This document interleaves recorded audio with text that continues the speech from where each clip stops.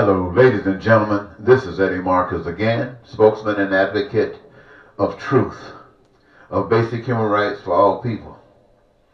I call myself a messenger from the Heavenly Father to speak to all people everywhere. Today, I want to address Americans. I understand that the farmers, people who have been sent here by the Almighty God to do what they do in the production of that which is essential for the survival of human beings. Some of it had to do with food, and God knows we need food because we cannot survive without food. And it is those who have been designated as providers of this resource that is so essential that we, all human beings, must admire and are grateful and thankful. So all of you farmers, I'm sorry that you're going through the kind of changes that you have to go through, but I understand you were looking for something better than what you had. And that means that the Republican Party and the Democratic Party, how they had responded to you in the past might have been up and down, given depending upon the times. But you were looking for something better. And so you chose one who said they would be better. And you're finding out that they are just part of the same old routine that you've been going through all the time. But I have a message for you, so don't go any place. You old folk, you've lived your life out. Some of you have been successful in life. Many of you haven't. You've just been making it. And some of you have had very, very hard times. But now you've gotten to a point in your life where you have what you have thought was some kind of assistance that would help you in this time period in your life, like Medicaid or Medicare or Social Security. And now you find that the people that you have entrusted your power to are doing everything that they can to belittle that power and cause you more pain and cause you more suffering. And that is not the way that God has designed it for you. In fact, in your old age, they're really supposed to be even the best times of your life because you've given of yourselves and you've trained others and so that they can keep on doing what you have been doing, and yet because they're youthful, they can be able to come up with new imaginations and do greater things than that which you have done. And now, even though you've gone through this part of your life and now you are waiting to see if things are going to get better, it appears as if it is not. But I want you to know that you are not alone, that you're still loved, and there's a power that is outstepping and doing everything it possibly can to wake you up, to let you know, even you, what role you must play in the manifestation of a different way of life. To the Ku Klux Klan, to those who are right-wingers, those who are Nazis and the David Dukes of America, the haters and the racists. We understand how you feel. You've gone through a lot. You have been trained to be exactly who you are. And as spokesman for just as I have said a lot of nasty things about you, I've called you haters and I've called you demons. I've even called you agents of Donald Trump, agents of Satan. And I've said that because the role that you have played reflects that is exactly what you have done. But the Lord God Almighty understands that it is not your fault. This is something that you were bagged into. And as I stand before you as a black man, I understand what you've gone through. Because I too, at one time, used to laugh and we rejoiced when I found out what America did to the natives. I rejoiced because I was conflicted. I was convinced that that happened so that I, as an American, could have a place to live, that I'd have a place to be protected from those savages that I was trained to believe were actually savages, and I was trained to believe that I benefited from what was happening to them. My friends, I have gone through what many of you have gone through. I hated based upon the education that was given to me, a black man. I hated Africa because it represented what I had seen, like black people running around with buggies and bones in their nose and bones in their ears and ignorant and stupid. That was what was presented to me on television. They didn't teach us anything back in the day about blackness and how wonderful black people were and the system and the culture of blackness, and that had nothing of that kind of education. It was just dirty, low-down, ignorant stuff that we were programmed to believe. And I believed it, and so I understand why you believe what you believe. However, there came a time in my life where I got a chance to experience the truth. And when I experienced the truth, it changed my concept. It changed my views about natives. It changed my views about black people. It even changed my views about the white system in which we still live under. So I truly understand why you hate blacks. I understand why you hate people of color. I understand why you hate people who seem to be trying to be successful. I understand all of that. It is all a part of a program. And so even at this point in my life, I find myself coming to you, all of America. And I want you to know that when you sit up in your bedrooms at night or in your cars before you come in the house, if you got a house to come to, and you pray and you ask God to be there for you, to help you in your moments of trials and tribulations, and you've expected God to come through, but you've also expected God to come through in the ways that you have been indoctrinated, in the ways that benefited you and not anybody else or others. And so it was selfish and prejudicial, and anything that came through did not come from the God of love. In fact, it came from the adversarial. And so you've accepted that as being real and legitimate. I come to tell you that it is not. I come to say to all of us here in America and people over the world, wherever we are experiencing a substandard life because the powers that be find it more beneficial for them for us to live a substandard life because they feel that we lived a wonderful, proud, gracious, and loving life. It would rob them of their authority to abuse and to rule and to hold themselves up as superior to the rest of us. But I also come to tell you that it is God's decree that we hold up God above all other powers. The God who is the father of women and men. The God who is the father of blacks and whites and all other colors. The God who is the creator of all the resources essentially necessary for the preservation of life in its entirety throughout eternity. That power, my friends, is a loving power. And if we can focus our attention away from what we know to something that we would like to know, that we would be better in the interim as we recognize and discover that there is another power, a power that cares, a power that is for us, than that power that is against us. So what I'm basically saying to America today is, yes, we seem to be a failing society. And there's no doubt about it. We are. But we are that type of society because we put our trust in humans, humankind, and humans that have not been kind, but humans who have been prejudiced against everything that you know they've been prejudiced against. Perhaps many of you are prejudiced against the same things. But that's beside the point. What we need to know is, how do we go forward?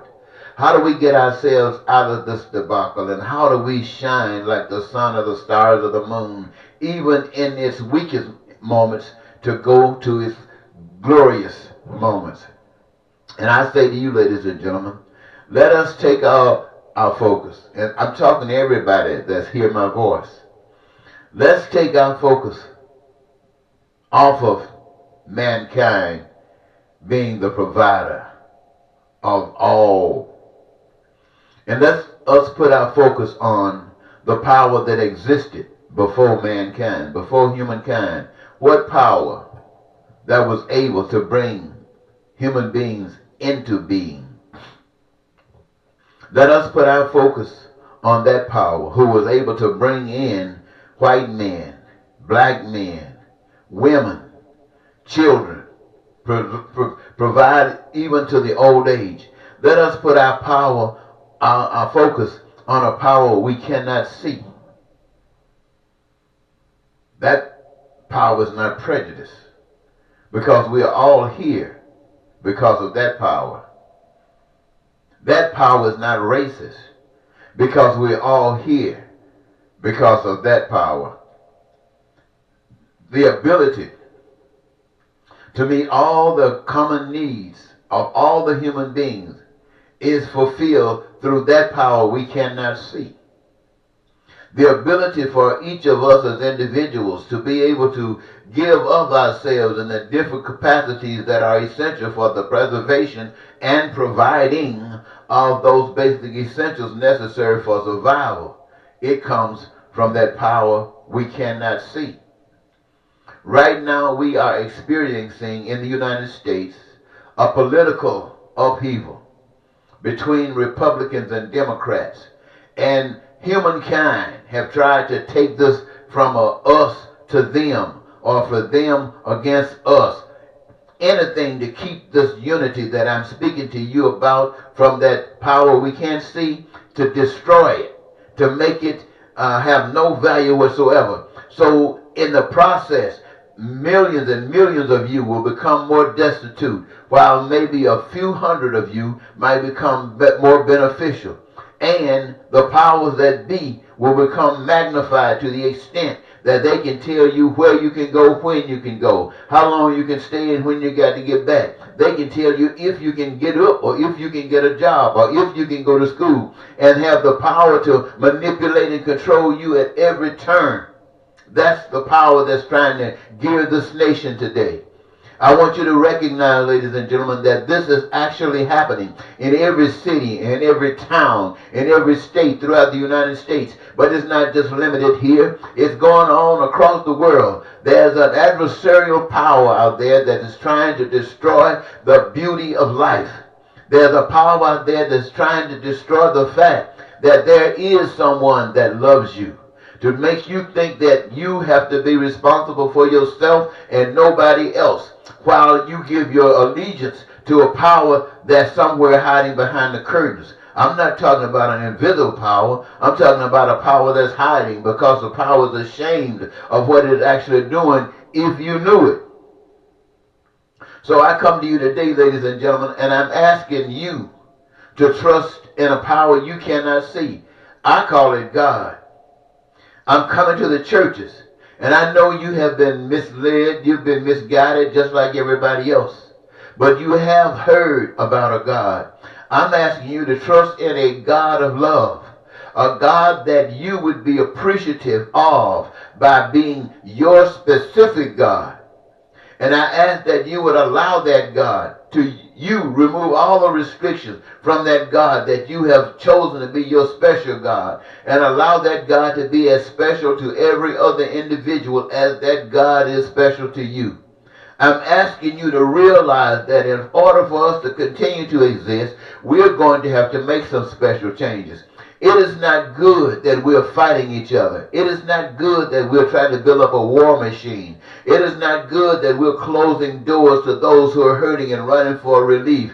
It is not good that we are letting our hateful bones rise above our loving bones. It is time we make a change, ladies and gentlemen, a change that if we were in our worst situation, what we want to happen. We would not necessarily would want to die to get away, but we would wish a helping hand was there.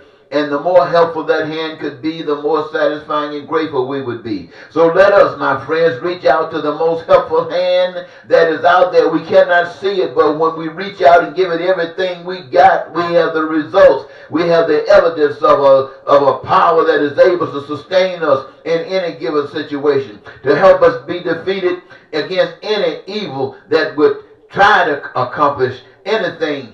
Help us be victorious over any evil that would try to inflict any pain or suffering upon us.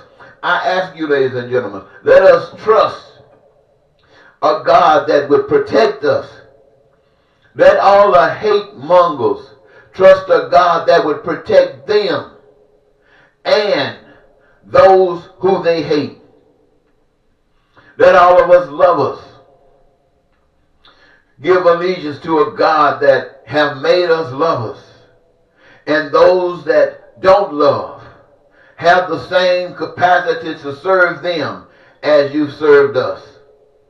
Let us look at each other and think about what a great nation we would be if we relied on a power that cared about each and every last one of us, gave us the character to care about each of us, each and every one of us ourselves. I'm asking the human race to not be bought into this. I realize that an era past Trump, we're looking forward to it. But what I don't want you to forget is what brought us to Trump. Trump did not just appear. There was something that brought us to Trump. And now that we've had a taste of Trump, we know that it, like everything that else that has failed us, so has Trump. So let us go for something that we have failed to try. Let us go for something that works for every last one of us. Not people who go in and promise to do something for every last one of us and go into a position of power and make policy that work for some of us. Let us commit ourselves to say that we will look after one another, that we will protect one another from anybody that would deceive or abuse any of us. Let us allow the Spirit that we say rest in that invisible power that I call God, allow that Spirit to live within us and make that Spirit known by allowing our arms and our hands and our feet and our eyes and our mouths to represent what that power is to one another. Let us not be tricked by believing in Democrats and believing in Republicans. Let us not believe or allow ourselves to be tricked again by thinking that white men are the answer, or women are the answer, or black men is the answer. No, my friends, let us recognize that it is God living in all of us is the answer. Not God living in some of us, not God living in one of us, but God living in all of us. And it is a God of love, not a God of hate. It is a God that wants to see each and every last one of us engage ourselves and to grow and be alive. Let us give service to that God that would engage each and every last one of us in a career of our own choosing, something that we reward ourselves in doing because we love it so much.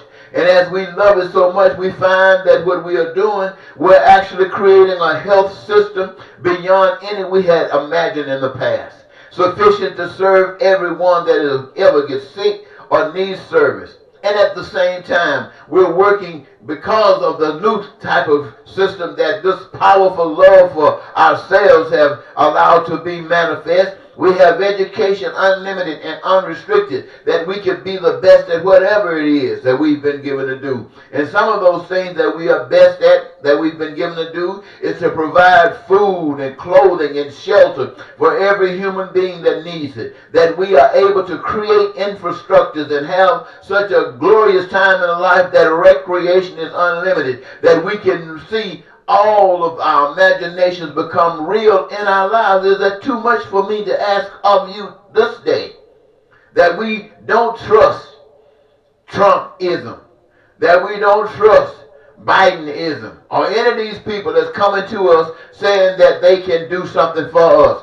I want every last one of you to say that these individual people cannot do not one doggone thing for us. Say it again. These individual people, as President of the United States, cannot do one doggone thing for us.